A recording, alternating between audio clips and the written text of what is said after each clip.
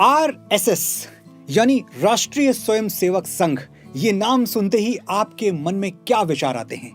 Anti Muslim, communal, Hindu राष्ट्र, कट्टरपंथी, दंगे फसाद। अखबारों और न्यूज चैनल्स ने बरसों से जो झूठ हमें बेचा है और हमने खरीदा है, उसकी छवियां अगर आपकी सोच को गुमराह कर रही हैं तो इसमें आपका कोई दोष नहीं है। सच कहूं तो गुमराह होना गलत नहीं है, गुमराह होते रहना गलत है। मैं इस वीडियो में कोशिश करूंगा कि लॉजिकल माइंड और रैशनल अप्रोच के साथ आपको आरएसएस की वो तस्वीर दिखा पाऊं जो मैंने अपनी आंखों से देखी है। शर्त बस एक है, ये वीडियो कॉलोनाइज्ड माइंड के साथ नहीं, फ्री थिंकिंग के साथ देखिएगा। नमस्कार, मैं हूं मनोज मुंतशिर शुक्ला। सबसे पहले एक डिस्क्लेमर, मैं किसी भी राजनीतिक या सांस्कृतिक संगठन का सदस्य नहीं हूं। किसी पॉलिटिकल पार्टी से मेरा कोई ऑफिशियल कनेक्शन नहीं है। मेरे जीवन में सिर्फ 3 एजेंडाज हैं, सत्य, सेना और सनातन। जो इन तीनों के साथ है मैं उसके साथ हूं, जो इनके खिलाफ है मैं उसके खिलाफ हूं। आगे बढ़ने से पहले आरएसएस का एक क्विक बैकग्राउंड चेक कर लेते हैं। 27 सितंबर 1925 विजयदशमी का दिन था जब डॉक्टर केशव बलिराम हेडगेवार जी ने नागपुर में आरएसएस की स्थापना की थी। सिर्फ 5 लोग इस शुरुआत में उनके साथ थे। डॉक्टर हेडगेवार के बारे में एक किस्सा सुना था जब मैं नागपुर गया था। 1905 में अंग्रेज सरकार ने वंदे मातरम गाने पर बैन लगा दिया था। सिर्फ 3 साल बाद 19 बरस के केशव राम ने अपने विद्यालय में पूरे जोर शोर से वंदे मातरम गा दिया। प्रिंसिपल ने कहा, माफी मांगो या रेस्टिकेशन लेटर तैयार है। वंदे मातरम गाने के लिए कोई देशभक्त कैसे माफी मांग सकता है? केशव राम ने नहीं मांगी, वो विद्यालय से निकाल दिए गए।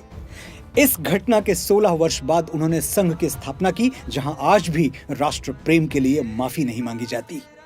55,000 शाखाओं वाला संघ आज भारत ही नहीं, दुनिया की सबसे बड़ी वॉलंटरी ऑर्गेनाइजेशन है।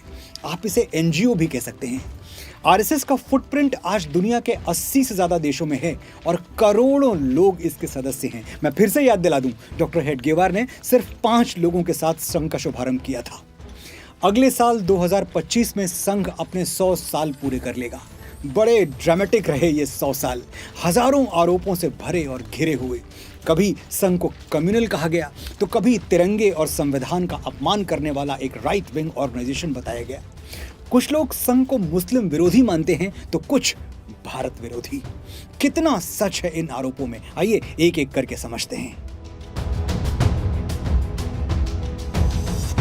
अगस्त 1947 अंग्रेज भारत छोड़कर जा चुके थे, लेकिन दादरा नगर हवेली और गोवा अब भी पुर्तगालियों के कब्जे में थे।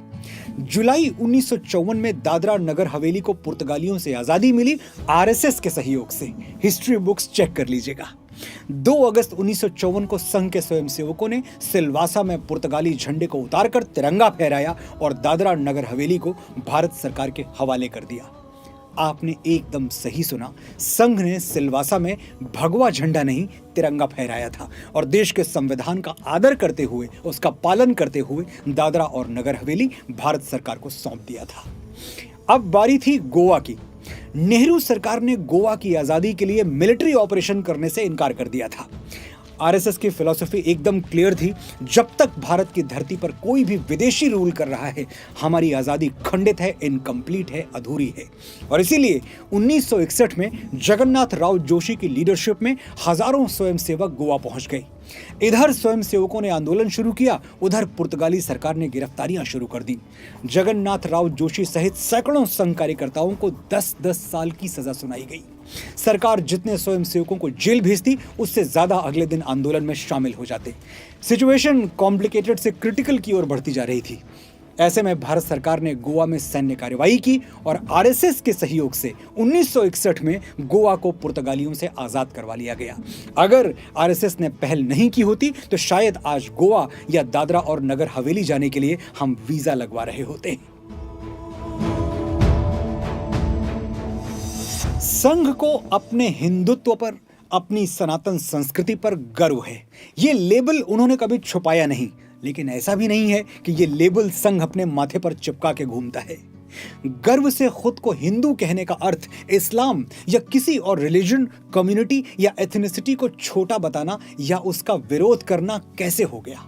हम जिस देश, वंश, धर्म में जन्म लेते हैं उस पर गौरव होना नेचुरल है।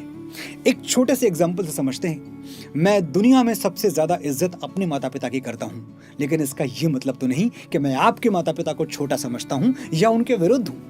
मेरे मन में सबके लिए बराबर सम्मान है, लेकिन पांव छूने की बारी आई तो सबसे पहले मैं अपने माता पिता के पांव छूने आगे बढ़ूंगा। अगर मैं अपने पेरेंट्स से ज्यादा आपके पेरेंट्स को सम्मान दूं तो समझ लीजिए मैं लिबरल होने का ढोंग कर रहा हूं और अंदर से मैं एक चालाक और मक्कार इंसान हूं। जो अपने माता पिता की इज्जत नहीं करता वो किसी की इज्जत नहीं कर सकता। सिमिलरली, जो अपने देश और धर्म का सम्मान नहीं करता वो किसी के देश और धर्म का सम्मान नहीं कर सकता। संघ इस झूठे लिबरलिज्म से खुद को दूर रखता है, गर्व से खुद को हिंदू कहता है और इसीलिए अक्सर मिसअंडरस्टैंडिंग का शिकार हो जाता है। अपनी स्वार्थ सिद्धि के लिए संघ पर मुस्लिम विरोधी होने का आरोप लगाने वाले बड़ी आसानी से ये फैक्ट अनदेखा कर देते हैं कि संघ के करोड़ों कार्यकर्ताओं में एक बड़ा हिस्सा मुस्लिम स्वयंसेवकों का भी है। आरएसएस ने बार बार ये कोशिश की कि इस देश के लाखों राष्ट्रवादी मुसलमान एक मंच पर आए और इसीलिए 2002 में राष्ट्रीय मुस्लिम मंच एस्टेब्लिश किया, जो आज देश के लाखों नेशनलिस्ट मुस्लिमों को रिप्रेजेंट करता है। सरसंघ चालक आदरणीय श्री मोहन भागवत जी कई मौकों पर कह चुके हैं, मुसलमान भारत का एक अहम हिस्सा हैं और मुसलमानों के बिना भारत की कल्पना नहीं की जा सकती। जिस संस्था का चीफ ऐसा स्टेटमेंट दे उसे मुस्लिम विरोधी कहना सही है या गलत है, ये मैं आपको नहीं बताऊंगा, आप खुद समझदार हैं। इंटेलेक्चुअल्स को हमेशा ये डर सताता रहा कि आरएसएस एक दिन भारत को हिंदू राष्ट्र बनाकर ही छोड़ेगा। उनका ये डर कितना लॉजिकल है, ये जानने से पहले आपको देश, राष्ट्र और राज्य का अंतर पता होना चाहिए। Country, state and nation are not the same. देश एक भौगोलिक, एक जियोलॉजिकल एरिया है जिसकी एक सर्टेन बाउंड्री होती है। राज्य एक पॉलिटिकल एंटिटी है जिसके अपने नियम, कानून, कायदे होते हैं। लेकिन इन सब से अलग राष्ट्र एक सांस्कृतिक पहचान, एक कल्चरल आइडेंटिटी है जो देश की सीमा और संविधान से कहीं आगे है, उसके परे है। इसे ऐसे समझिए, अगर अमेरिका के कैलिफोर्निया में कोई हनुमान चालीसा पढ़ रहा है या ऑस्ट्रेलिया के सिडनी में कोई ओम जय जगदीश हरे गा रहा है तो इसका मतलब हुआ कि भारत राष्ट्र की सीमाएं अमेरिका से ऑस्ट्रेलिया तक फैली हुई हैं। तो एक बात साफ साफ समझ लेनी चाहिए कि हिंदू राष्ट्र कोई बनाने की चीज नहीं है जो आरएसएस बनाना चाहता है। भारत हमेशा से एक हिंदू राष्ट्र था, है और हमेशा रहेगा। इससे ना किसी को डरने की जरूरत है ना घबराने की। ये तो हुआ पहला फैक्ट। दूसरा इससे भी ज्यादा इंपॉर्टेंट है। आरएसएस के समर्थक और विरोधी दोनों मानते हैं कि संघ देश में यूनिफॉर्म सिविल कोड यानी समान नागरिक संहिता का सबसे बड़ा पक्षधर है, क्योंकि संघ के बेसिक एजेंडे में यूसीसी आज से नहीं पिछले 70 सालों से शामिल है। यूसीसी का मतलब क्या है? देश के सभी सिटीजन्स के लिए एक जैसे नियम कानून, हिंदू, मुसलमान, पारसी, ईसाई, बौद्ध, जैन, सब के लिए सेम लॉ। और ये लॉ वही है जो कॉन्स्टिट्यूशन में लिखा है।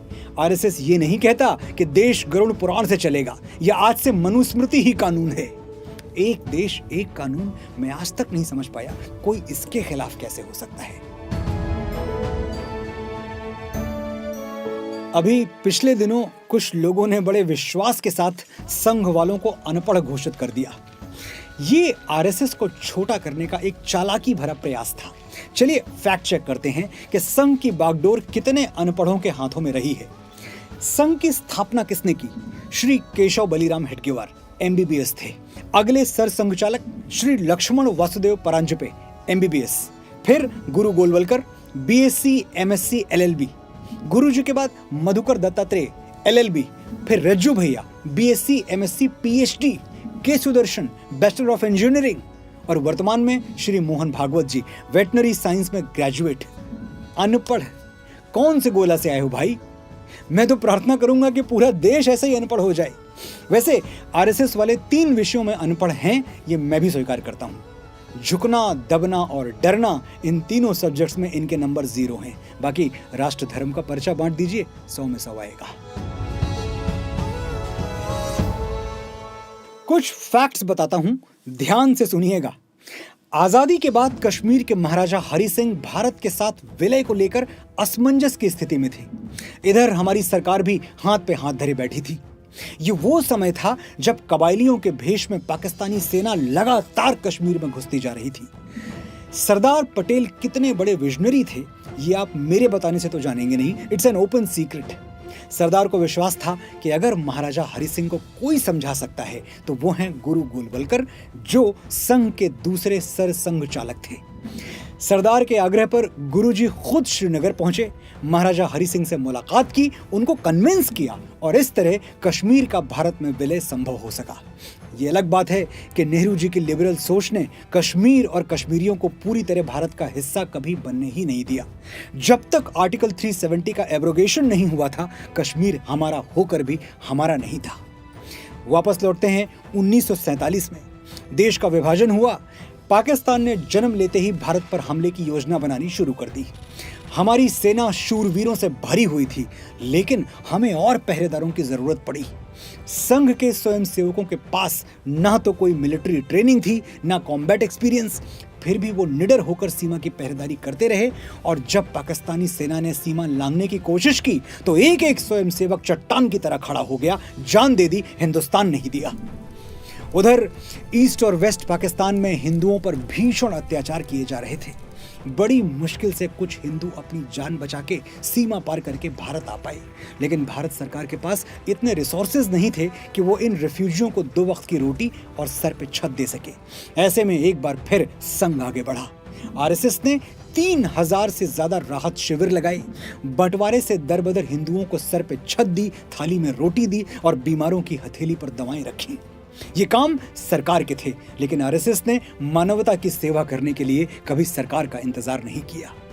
47 से आगे बढ़ते हैं 62 की ओर। इंडो चाइना वॉर, वही युद्ध जिसमें हमारे देश की वामपंथी पार्टियां विभीषण बन गई थी। भारत में रह के, भारत का खा के चाइना का सपोर्ट कर रही थी, उनको चीयर अप कर रही थी। वैसे ये आदत आज तक नहीं बदली है, लेकिन अब फर्क नहीं पड़ता। एक स्टेट तक सिमट के रह गए हैं, थोड़े दिनों में वहां भी नहीं रहेंगे। Moving on to 1962, Indo China war. थोड़ा सा रिसर्च कीजिए, आपको ऐसी कई स्टोरीज मिल जाएंगी जहां सीमा पर डटे सैनिकों की सेवा में स्वयं सेवकों ने अपनी जान लगा दी।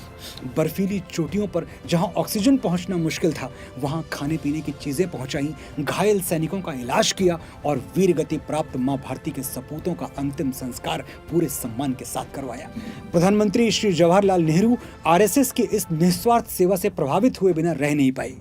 1963 के रिपब्लिक डे सेलिब्रेशन में उन्होंने आरएसएस को पूरे सम्मान के साथ इनवाइट किया।